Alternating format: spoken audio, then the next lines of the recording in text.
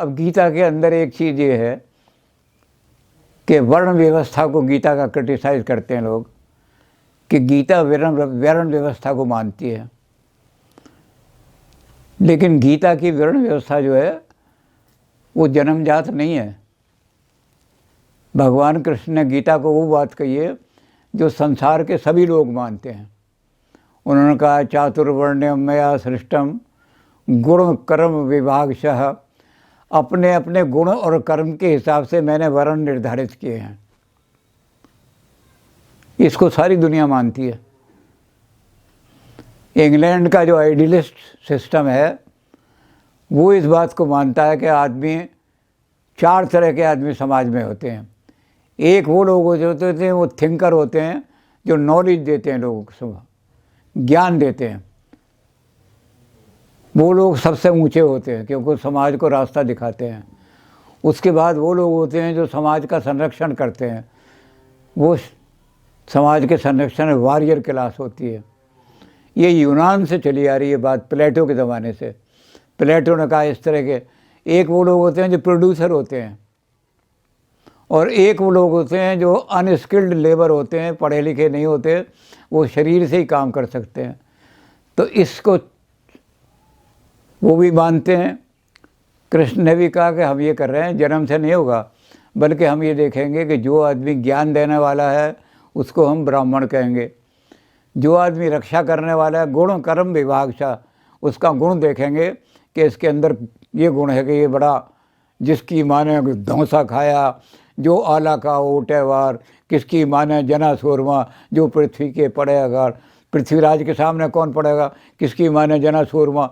तो जो इस तरह की बात करने वाले लोग हैं उनको हम क्षत्रिय कहेंगे। जो प्रोड्यूसर, जो हर चीज़ को प्रोड्यूस करने में, खेती करो, कृषि गौरक्ष, ये उनका काम किया, तो जो प्रोड्यूसर क्लास है उसको हम वैश्य कहेंगे। और जो अनस्किल्ड लेबर है, जिन्होंने पढ़ाई भी नहीं करी, ज्ञान भी नहीं दे सकते, प्रोड्यूस करने में भी, उनको हम कहेंगे कि ये शूद्र वर्ण है। उस समय शूद्र कहते थे, अब दलित कह दिया उनको। तो कृष्ण ने वही बात कही जो कि इंग्लिश, सारे इंग्लैंड के लोगों ने कही थी, जो यूनान वालों ने कही थी। अब इंग्लैंड की फ़िलॉसफी का, हेगल की फ़िलॉसफी का, ब्रैडले की फ़िलॉसफी का बहुत असर है मार्क्स के ऊपर, सारा का सारा। इसलिए जब इसको मार्क्स, जब इन्होंने कहा कि सारे आदमी इक्वल हैं, ये आदमी के अंदर भेदभाव करना कि तू हैव है, तू हैव नॉट है, ये कैपिटलिस्ट सरमाएदारा सोसाइटी में है। तो हक्सले ने बड़ा मखौल उड़ाया। उसने ब्रेव ओल्ड वर्ल्ड एक नाम की किताब लिखी। उन्होंने कहा सारे आदमी तो बराबर हो ही नहीं सकते। तो उसने बड़ा मखौल उड़ाया इनका। मखौल उड़ाने में उसने कहा कि एक आदमी जो था वो 6 रोटी खाता था और एक आदमी जो था वो 2 रोटी में ही पेट भर जाता था। इन्होंने कहा सबको समान 4-4 रोटी सबको दे दो। वो 6 रोटी वाला तो भूखा मर गया, उसे 4 रोटी मिलती थी, और ये 2 रोटी वाला जो था इतना ज़्यादा आगा दिया कि इसके रोग पैदा हो गए, ये ज़्यादा खाने के कारण से, अपच के कारण से मर गया। कहते हैं ऐसे समाज में क्या हुआ कि एक आदमी बीमार हो गया, डॉक्टर ने कहा कि इसको दूध और दलिया दो। उन्होंने कहा सारे लोगों को दूध और दलिया पिलाओ। तो बड़ा मखौल उड़ाया उसने हक्सले ने। तो इसलिए इनको रिएक्ट करना पड़ा। लेनिन ने रिएक्ट किया कि we are the enemy of equality, हम इक्वलिटी के सबसे बड़े दुश्मन हैं। इक्वलिटी का वो अर्थ नहीं है कि सारे आदमी बराबर हैं। 6 फुट का आदमी, 2 फुट आदमी के हम कपड़ा दे रहे हैं हर आदमी को, तो हमने कहा 4-4 गज का सर सबको दे दो। तो जो 6 फुट लंबा आदमी है उसका तो कुर्ता पजामा बना ही नहीं, पजामे की जगह तो जांघिया बन गया, कुर्ते की जगह। और जिसको हमने 2 फुट वाले आदमी को 4 गज कपड़ा दे दिया, वो लटकता फिर रहा है। तो उसने कहा कि हम मूर्ख, ऐसे मूर्ख नहीं हैं। इक्वलिटी का ये अर्थ ही नहीं है जो उसने लिया। इक्वलिटी का मतलब है कि इक्वलिटी इन टैलेंट, गुण और कर्म की इक्वलिटी। उसमें ये होगा कि इक्वल आदमी को इक्वल अपॉर्चुनिटी दी जाएगी। जिस आदमी के अंदर गुण हैं उन सबको एक सा माना जाएगा कि गुणवान आदमी सारे एक से हैं, इनको हम एक सी सैलरी देंगे, एक सा स्थान देंगे, एक सी पोस्ट देंगे। यानी जो ज्ञानी आदमी हैं उनको हम यूनिवर्सिटी में प्रोफेसर बनाएंगे, लेक्चर बनाएंगे, सोसाइटी के देंगे। तो ये इक्वलिटी का, जो आदमी युद्ध करने में तेज़ हैं उनको हम नंबर 2 पे रखेंगे, और नंबर 2 पे उनमें कोई विभाजन नहीं होगा कि भाषा के आधार पर, या उनको हम इक्वल समझेंगे। इसी तरह से हम प्रोड्यूसर को, जो तीसरा क्लास है, उसको तीसरी क्लास पर रखेंगे, और जितने प्रोड्यूसर हैं उनको जब टैक्स लगाएंगे तो कोई भेदभाव नहीं करेंगे, एक सा टैक्स लगाएंगे। जब ग्रांट देंगे सबको एक सी देंगे। तो इक्वलिटी का मतलब है कि ऐसा। इसी तरह से जो अनस्किल्ड लेबर है उनको हम वेजेज जब निर्धारित करेंगे तो सबकी वेजेज में किसी तरह का पक्षपात नहीं होगा। तो इक्वलिटी का ये अर्थ है हमारे। तो वहाँ भी 4 क्लास बन गई। कैपिटलिस्ट कम्युनिस्ट सोसाइटी में भी 4 क्लास बन गई।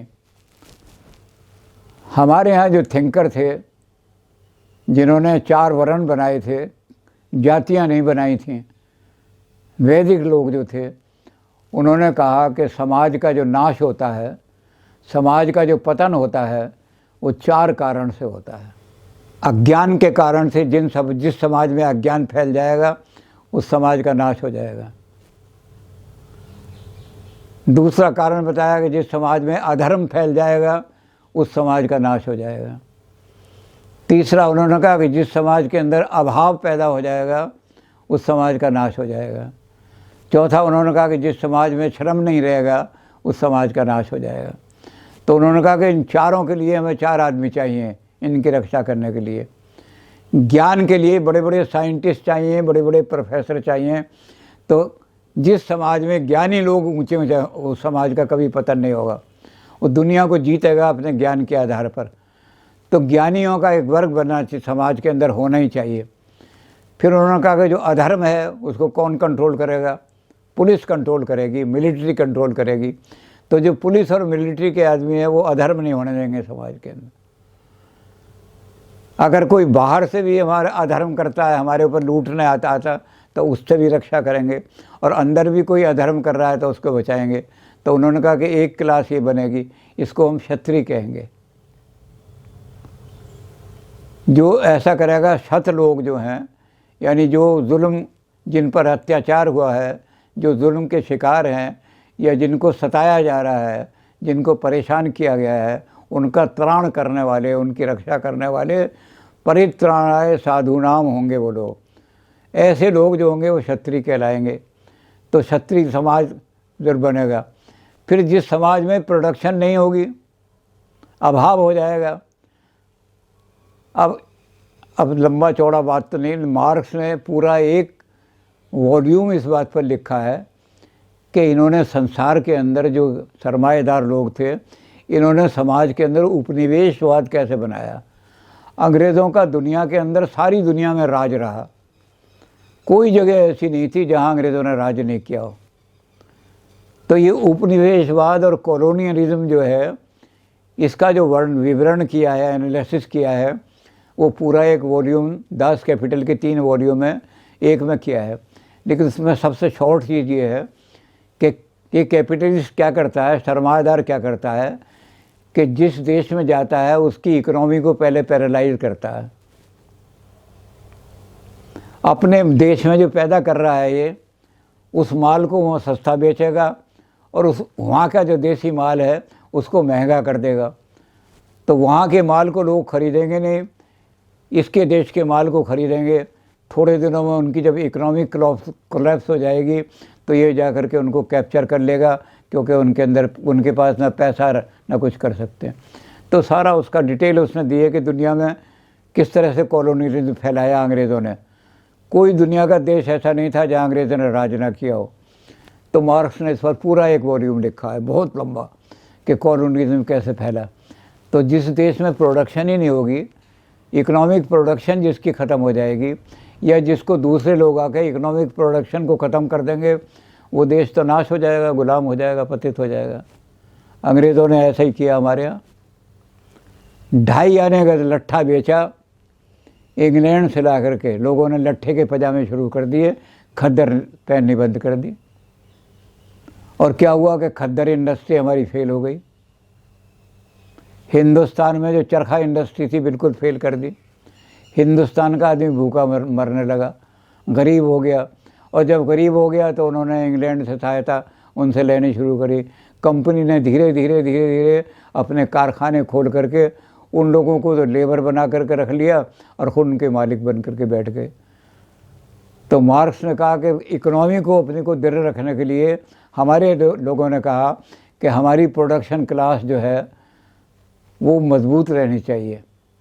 कृषि, गोरक्ष, वाणिज्यम, ये 3 काम जो हैं ये जिस क्लास के पास रहेंगे ये वैश्य क्लास कहलाएगी।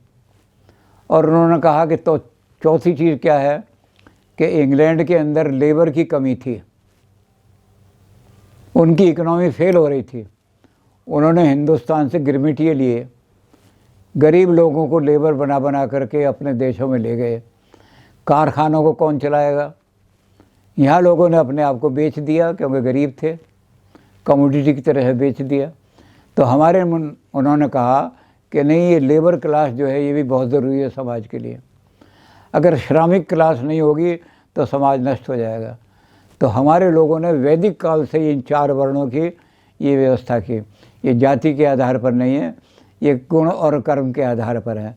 और मार्क्सवाद में भी इन चारों को ऐसे कैसे ही गुण, और इंग्लैंड ने भी इनको गुण और कर्म के व्यवहार पर रखा है। और लेनिन ने तो कह दिया, लेनिन ने कहा कि हम तो एनिमी ऑफ इक्वलिटी हैं। इक्वलिटी का मतलब इक्वलिटी ऑफ क्लास। इक्वलिटी का मतलब है सारे आदमी 4 फुट का आदमी 2 फुट के बराबर कैसे हो जाएगा। तो हमारी इक्वलिटी को मिस इंटरप्रेट किया है इन्होंने। तो ये वर्ण व्यवस्था भी हमारी वाली ली है उन्होंने, गुण कर्म विभाग सा। अब एक चीज़ रह गई जो जिसमें मार्क्स फेल हो गए, वो गीता में जो कहा गया था सबसे बड़ी चीज़, धर्म क्षेत्रे कुरुक्षेत्रे समवेता युत्स्वा। तो धर्म क्या है, वो धर्म को रिलीजन समझ बैठे। और इंग्लैंड में, जर्मनी में उस समय धर्म जो था बिल्कुल करप्ट हो गया था। चर्च के अंदर क्या होता था कि पर्ची लिख कर के देते थे, और पर्ची लिख के कितने पैसे दिए, कहते 1 लाख रुपया दिया है। उसको चर्च का पोप जो था पर्ची लिख के देता था कि भगवान के बिल्कुल दाईं तरफ तुम्हारी 81वीं सीट रिज़र्व करा दी गई है। तुम कितने ही पाप कर लो, कितना ही दुनिया को लूट लो, कितने ही चोरी कर लो, कितने ही रेप के केस कर लो, लेकिन चूँकि तुमने अपना ये सीट रिज़र्व करा ली है, जब तुम जाओगे तो 81 नंबर सीट पे तुम्हारा नाम लिखा होगा।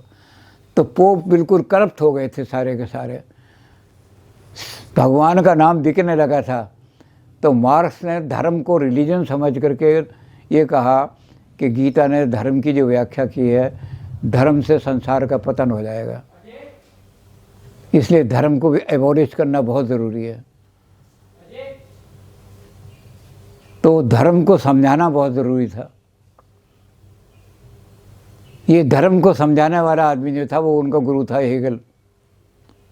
हेगल ने मार्क्स को समझाया कि इंडियन रिलीजन जो है, इंडियन धर्म जो है वो रिलीजन नहीं है। इंडियन धर्म वो है जो हम कहते हैं, जर्मनी वाले कहते हैं, धारनाथ धर्म इत्याहुर धर्मो धार्यते प्रजा, जो प्रजाओं को टूटने से बचाता है, जो प्रजाओं का विखंडन होने से बचाता है, जो प्रजाओं में विकार पैदा होने से बचाता है, वो धर्म है। और मनु की उन्होंने, मनु को कोट किया, मनु ने लिखा है, परित्यजेद अर्थ कामो यो स्याताम धर्म वर्जितः। ऐसे अर्थ को और ऐसे काम को तुरंत त्याग दो जो धर्म द्वारा वर्जित है। धर्म माने सोशल लॉज। उसने सिखाया कि धर्म जो है, इंडियन रिलीजन, इंडियन धर्म is not religion of England and Germany. वहाँ रिलीजन नहीं है, धर्म जो है वो धर्म और चीज़ है, धर्म धर्म है। तो हमारे यहाँ मनु की बात कही कि जो सोशल लॉज हैं, उन सोशल लॉज के खिलाफ अगर आप अर्थ कमाओगे या काम सेक्स एंजॉय करोगे तो उसे तुरंत त्याग दो। और बाद में फिर ये कहा धर्मम चापी, ऐसे धर्म को भी त्याग दो, क्योंकि बहुत सारे लोग पाखंड को,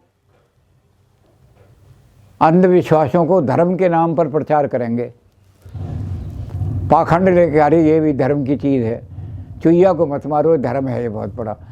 तो ऐसे धर्म के नाम पर लोग पाखंड का प्रचार करेंगे। तो मनु कह रहे हैं कि धर्मम चापी, ऐसे धर्म को भी त्याग देना। क्यों त्याग देना? धर्मम चापी, उस धर्म को त्याग दो जो असुखोदरकम, जो समाज की हैप्पीनेस को घटाता है। जो काम भी जो आपको बताया कि धर्म है, तो इससे पूछो कि क्या इससे समाज की हैप्पीनेस बढ़ेगी या घटेगी। अगर वो कहे कि समाज का इससे कोई मतलब, कहते भाई धर्म नहीं है, पाखंड है, भाग जा, तो उस ऐसे धर्म को भी त्याग दो। मनु कह रहे हैं, वो कह रहे हैं कि जिससे समाज की असुखोदरकम, जो असुख पैदा करता है समाज के अंदर, और लोक विकृष्टम, और प्रजा के अंदर विकार पैदा करता है।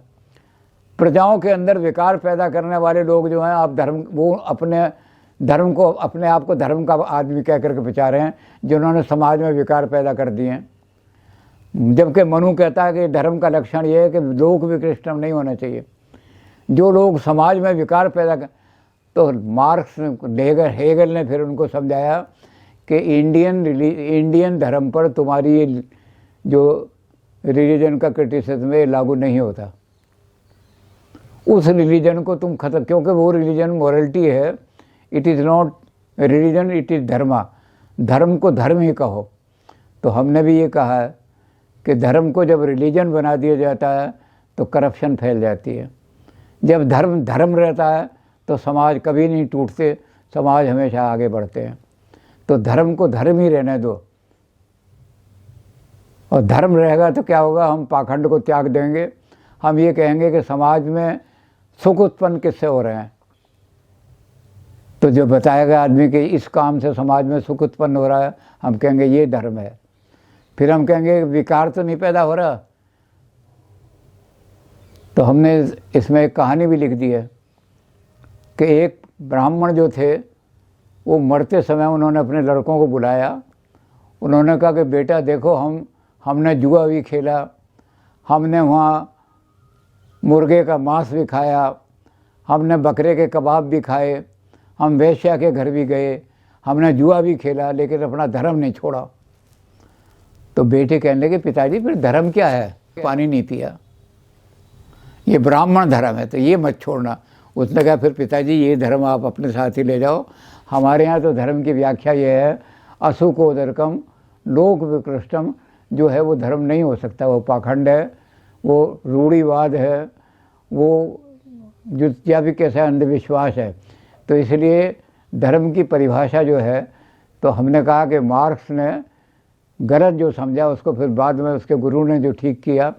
तो मार्क्सवाद को, अब जो नए मार्क्सवादी हैं उन्होंने यही गलती की है कि उन्होंने धर्म को धर्म ना समझ करके रिलीजन समझ करके, और रिलीजन को डिस्ट्रॉय करने, वो धर्म को भूल गए। वो उन्हें धर्म पालन करना चाहिए, रिलीजन से कोई मतलब नहीं। रिलीजन तो हमेशा कैपिटलिस्टों की, सरमाएदारों की सहायता करेगा, ये मान करके चलो। मंदिर और मठ जो हैं वो तो देखेंगे कौन ज़्यादा पैसा दे रहा है हमारे मंदिर के अंदर, कौन इस मंदिर के अंदर 4-20 पंखे लगवा रहा है, इसलिए वो तो उन्हीं को आशीर्वाद देंगे। तो हमने कहा कि आज जो कम्युनिस्ट हैं उनको चाहिए कि वो धर्म का पालन करें, उसको छोड़ दें। धर्म हमारा यही है जो मनु ने कहा है, समाज के अंदर विकार ना आने दें, समाज के अंदर किसी तरह से असुख ना आने दें, और उस धर्म को लेकर के वो सोशल लॉज के हिसाब से अर्थ और काम का और भी चीज़ें हमने ली हैं। कि मार्क्सवाद में जब लेनिन आए तो लड़कों ने कहा कि जी अब तो फ्रीडम हो गई है, रेलम ऑफ फ्रीडम आ गए हम, तो रेलम ऑफ नेसेसिटी ख़त्म हो गया, तो we are free to enjoy everything. तो लेनिन ने एक बहुत बड़ी चिट्ठी लिखी, वो हमने सारी इसमें कोट की है। लेनिन ने कहा कि free sexuality is the luxury of capitalist class. Free sex enjoy करना ये हमारा काम नहीं है गरीबों का, ये कैपिटलिस्ट क्लासों का काम है, इसलिए हमें उसको उसकी तरफ ध्यान नहीं देना चाहिए। फ्री सेक्स हमारा काम नहीं है। तो ये भी हमने लिखा है कि मॉडर्न कम्युनिस्ट जो हैं वो लेनिन की उस चिट्ठी को भूल गए।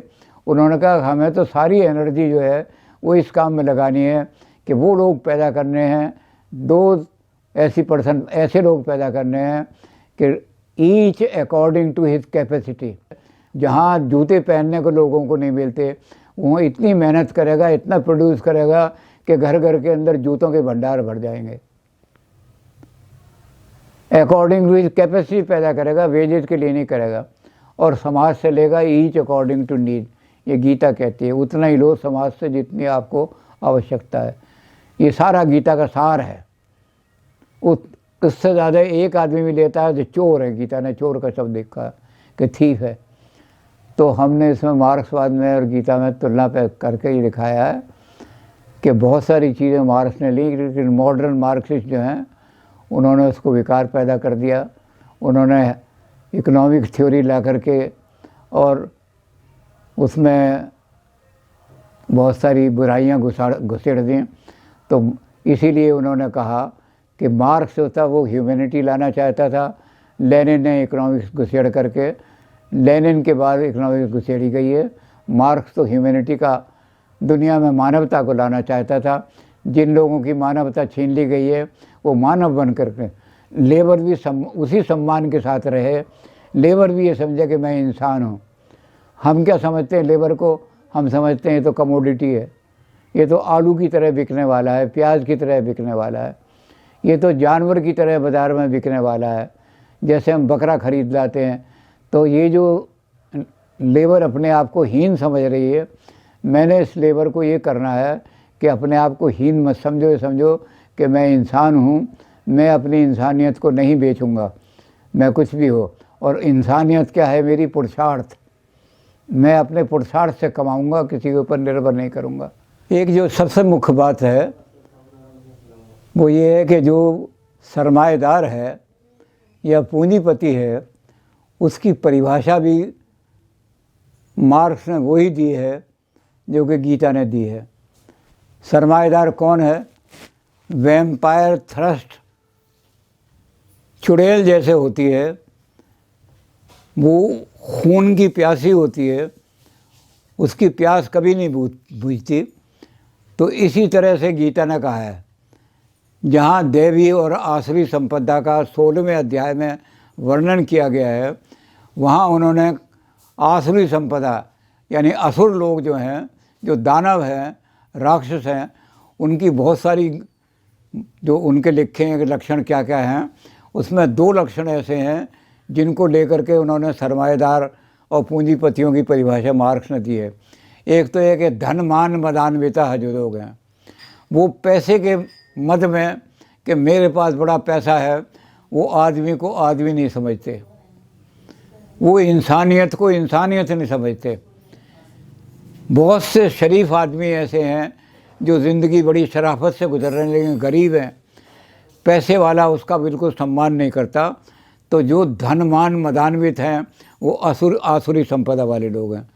मार्क्स ने भी यही कहा है। दूसरी चीज़ जो कही है गीता में, आसुरी संपदा में कहा है, अन्यायेन अर्थ संचयान, जिन्होंने अन्याय द्वारा खून चूस करके, बेईमानी करके, लोगों को लूट करके धन संचय किया है, वो असुर लोग हैं, दानवी संपदा के लोग हैं। और मार्क्स ने भी कैपिटलिस्ट की यही परिभाषा दी है कि वो पैसे के लिए हर तरह का बुरे से बुरा कर्म कर सकता है, उसको पैसा चाहिए, ग्रीड चाहिए, वो पैसे के लिए सब काम कर। तो गीता ने भी यही कहा है कि अन्यायेन अर्थ संचयान, ये आसुरी संपदा वालों का एक लक्षण है। तो ये लक्षण भी मार्क्स ने, इस बात को ध्यान में रख करके हमें ध्यान करना चाहिए कि संसार के अंदर जो लोग अन्याय द्वारा धन संचय कर रहे हैं, वो लोग इंसानियत से गिरे हुए हैं, वो असुर हैं, दानव हैं। और मार्क्स भी उनको कहता है कि ये वैम्पायर थ्रस्ट हैं, ये चुड़ैल की तरह से खून चूसने वाले लोग हैं।